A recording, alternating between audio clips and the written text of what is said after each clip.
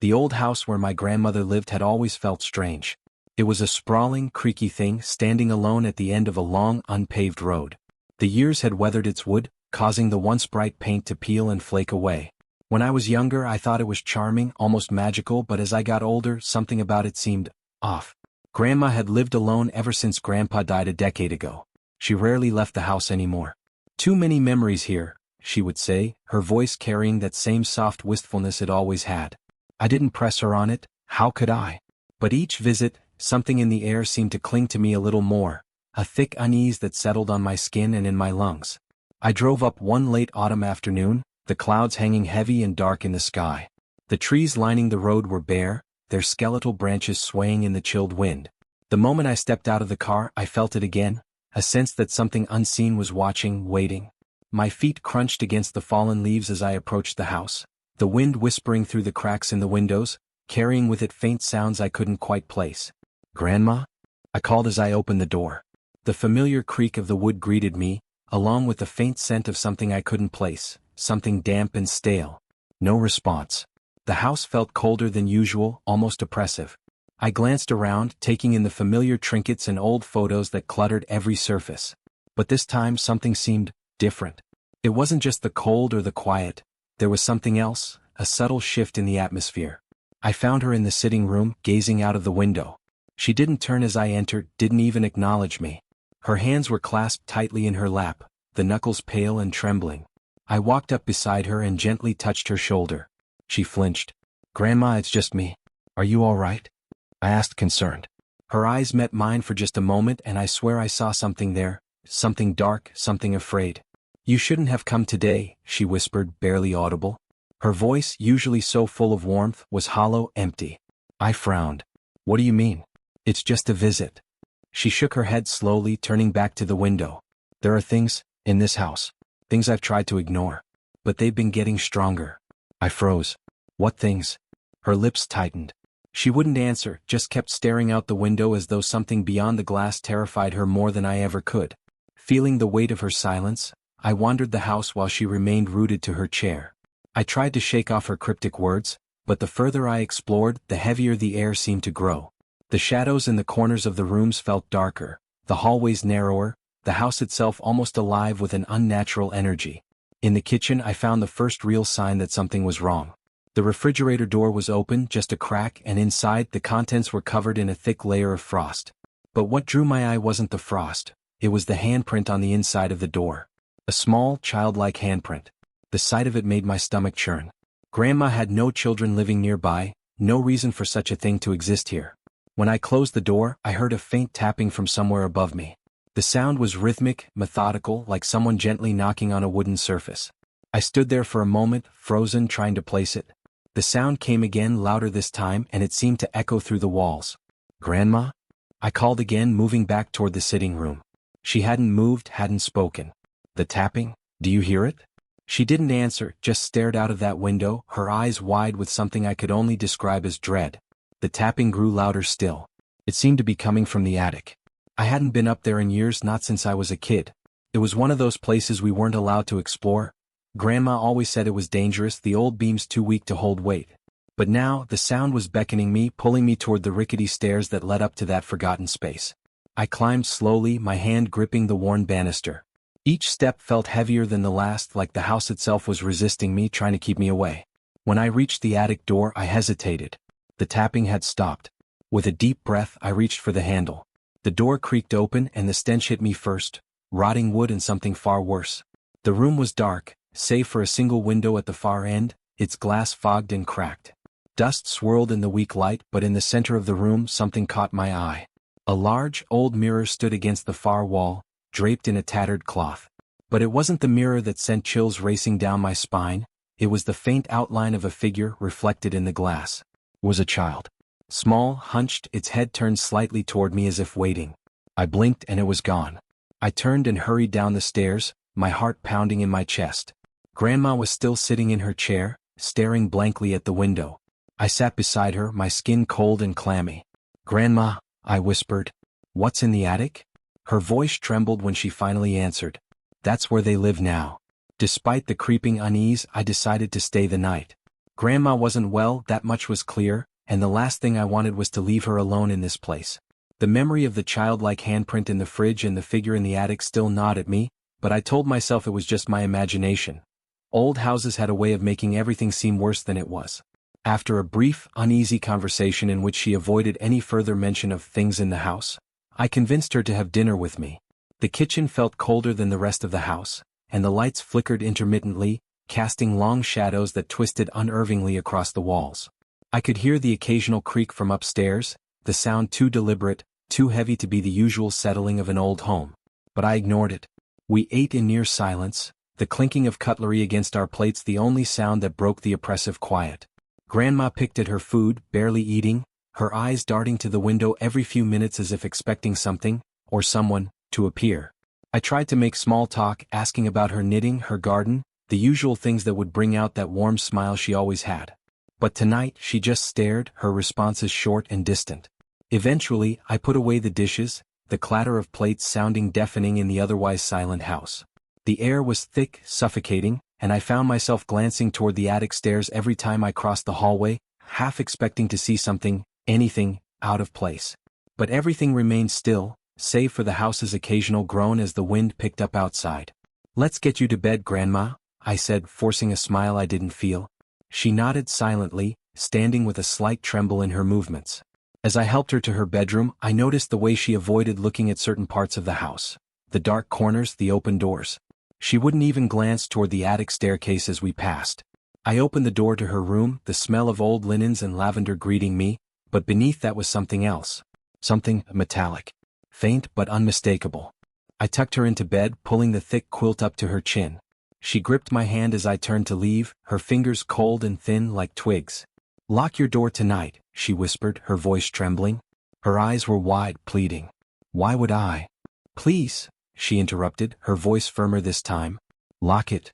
I hesitated, but eventually nodded, squeezing her hand before gently prying it away from mine. "I will, Grandma. Good night."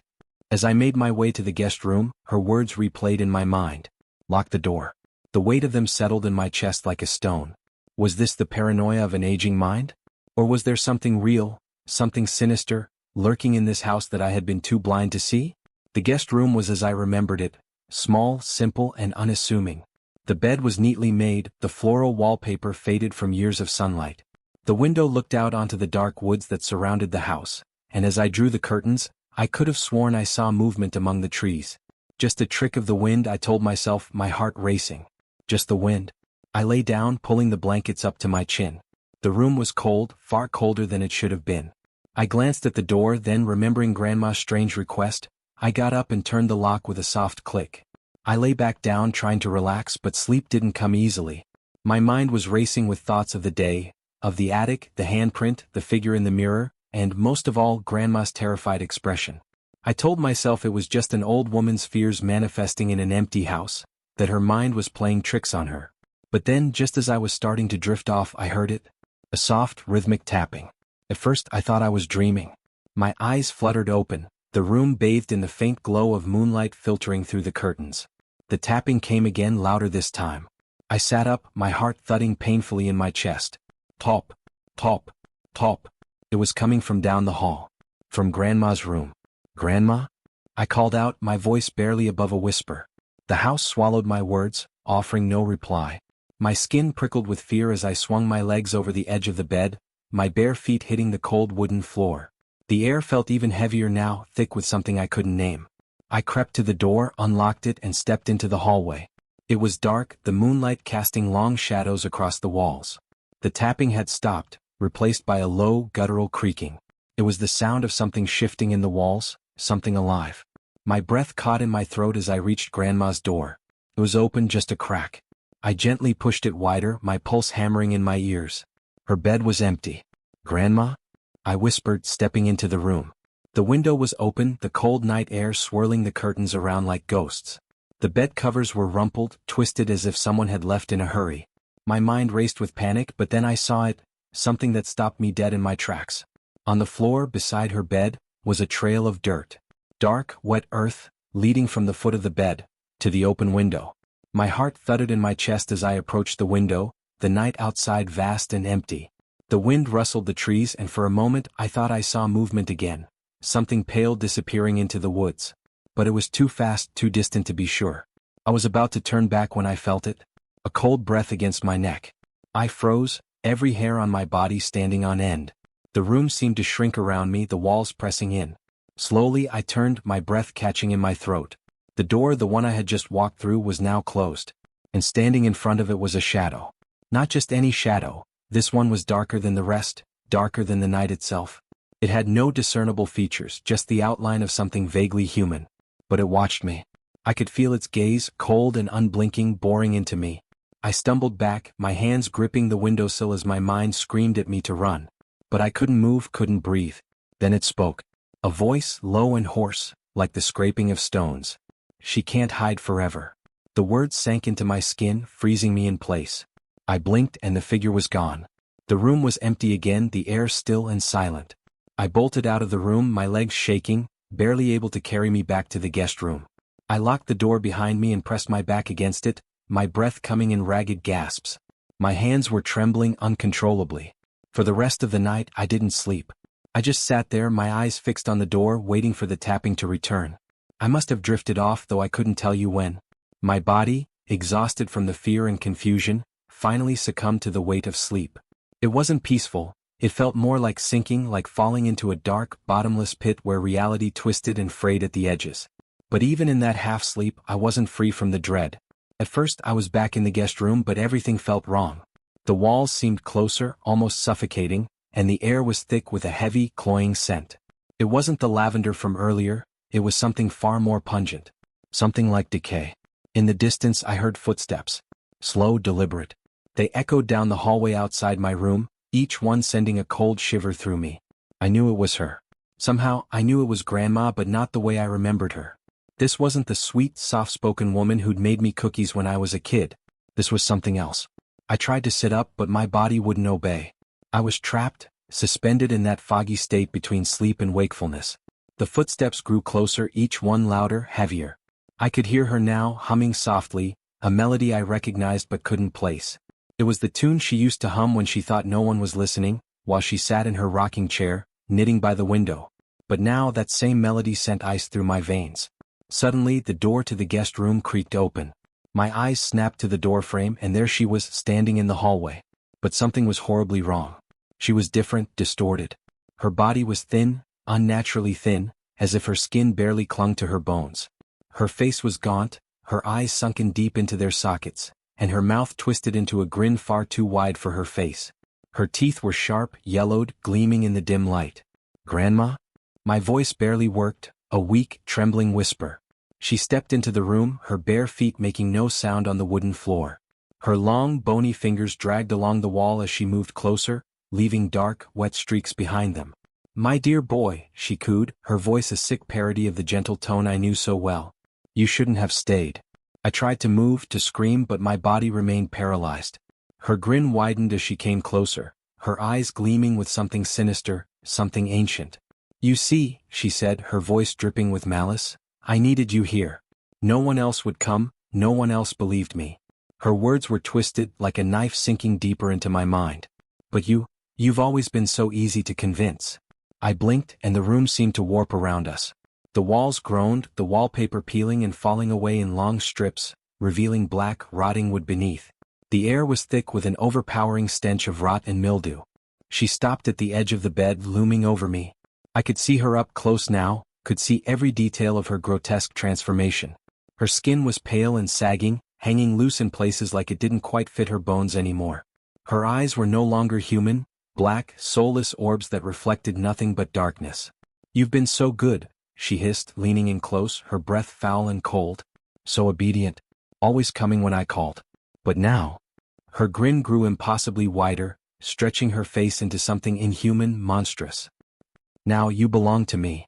She reached out with one of those long, bony hands, her fingers curling around my wrist. Her touch was ice-cold, sending a shock of terror through me. I could feel the weight of her grip, her nails digging into my skin like claws. "You're not real," I whispered, desperate to wake up. "This is a dream." Her laughter echoed through the room, sharp and mocking. "Oh, but it is real, my dear boy. This house, this place, it's always been real." She leaned in closer, her breath icy against my face. And now so are you. The room seemed to tilt, the floor warping beneath me as if the house itself was shifting, trying to swallow me whole. Her face hovered inches from mine, and I could see every horrifying detail.